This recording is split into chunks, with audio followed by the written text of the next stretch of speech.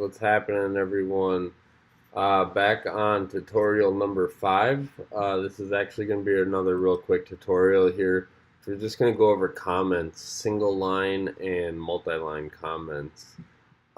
Basically, single line comments are going to be familiar with what you've seen in CSS. So as you see here, we have just a quick comment up here that basically says JavaScript document.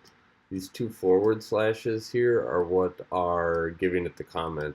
So basically, if we run this program here, which just populates Steve is 10 and works in web design. I guess I could probably change that. I'm actually 33. Let's just go to save. And what we're going to just show real quick here is that when we go to run this program, we're getting Steve is 33 and a web designer. Basically what we'll do here is if, say, we want to take this out, we could go Steve is and we'll just take out this variable here and leave it as this variable here.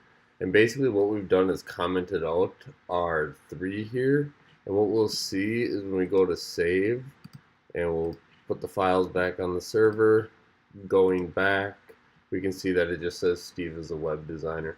So in JavaScript you're going to find that single line comments are just backslash, and if you wanted to, say, take out this whole thing, we could go backslash the little multiple star sign asterisk and another one down here. And basically what that has done now is, if you see, this will comment out the whole thing, so basically the browser will not read it.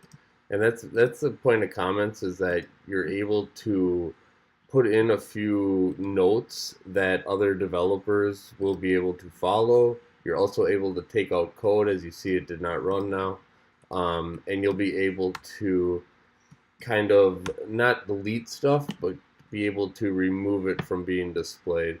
So guys, that's comments. Again, familiar with CSS, you'll be familiar with comments in JavaScript, and stay tuned.